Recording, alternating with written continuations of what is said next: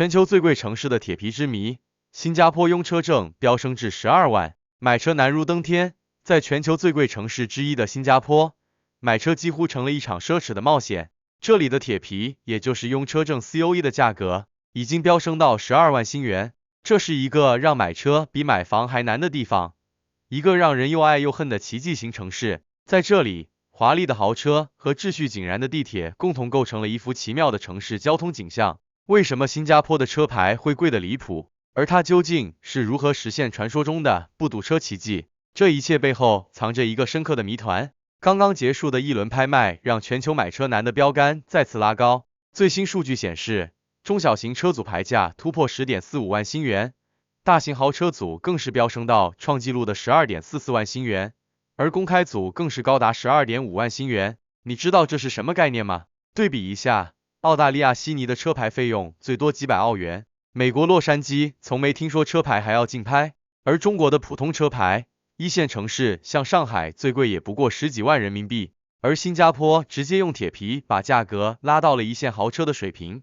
首先，我们来看看最新的数据，细细品品其中的门道。A 组，也就是中小型车组 10.45 万新元，环比上涨 2.47%， 创下近1年来的新高。B 组，大型豪车组，这一次第3次刷新12万纪录，达到了 12.44 万，公开组更是高达 12.5 万新元，这已经是今年的第13次上涨。不仅如此，你以为摩托车便宜，那可真是低估了新加坡的物价，摩托车组价格高达 8809 新元，至于货车和巴士也不便宜，早就到了7万的关卡。对于普通人来说，这个价格简直难以企及，但为什么会这样呢？是经济的结果，还是政策的巧妙安排？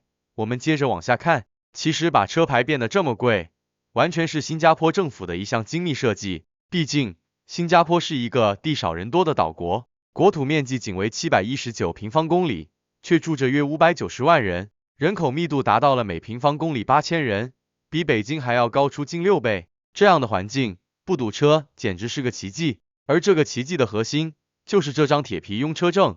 在新加坡，想买车的第一步就是参加拥车证竞拍。你没听错，这是个竞拍系统，而且每一轮的价格都会随着市场需求而变动。更重要的是，拥车证只有10年的有效期，10年之后，你必须选择续约，否则你的车牌直接报废。这就让买车变成了一个10年一轮的经济决策，不仅是买得起，还得持续承担得起。也许你会问，既然买车那么困难，为什么新加坡人不干脆放弃买车？答案说来复杂，但正是因为这个独特制度，才让不堵车变成日常，让交通管理达到了近乎教科书级别的效果。接下来，我们继续探讨，他们是否真的没有选择？但等一下，如果你以为拿到拥车证之后的生活就一帆风顺了，那你可能低估了新加坡的交通成本体系。光是买车的第一步，驾照申请就已经非常复杂，要通过严格的理论和实践考试，通过率低得惊人。然后，买车除了车价本身，还得支付关税、消费税、注册税等一系列费用。最后，千万别忘了停车费和路税，也是动辄几千上万的额外支出。有人计算过，买一辆普通的车型，比如丰田卡罗拉，最终总费用可能会达车价的3倍以上。对于普通人来说，这已经远远超出了交通工具的范畴，仿佛是在向奢侈品迈进。难怪新加坡地铁每天都挤满了人，因为想拥有一辆车，真的不只是财力的问题，更是生活方式的选择。所以，这个全球铁皮之谜的背后，其实是新加坡对车与路的深思熟虑。宽敞的道路，迅捷的交通，让这个高密度城市成为了世界级的交通奇迹。而拥车证的价格与制度，严格控制住了私家车的数量，使每一个持证者都是真正有需求的人，而不是盲目跟风。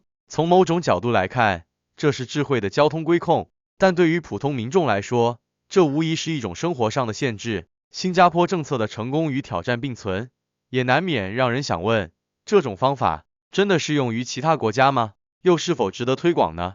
如果推行到你所在的城市，你又会怎么看呢？好了，今天的铁皮之谜就为大家讲到这里。那么问题来了，你觉得拥车证竞拍制度好吗？对你的生活方式有哪些影响？欢迎在评论区留言告诉我们你的看法。如果你喜欢今天的内容，不要忘了点赞、转发分享给你的家人朋友，订阅我们的频道，打开小铃铛，我们下期视频再见。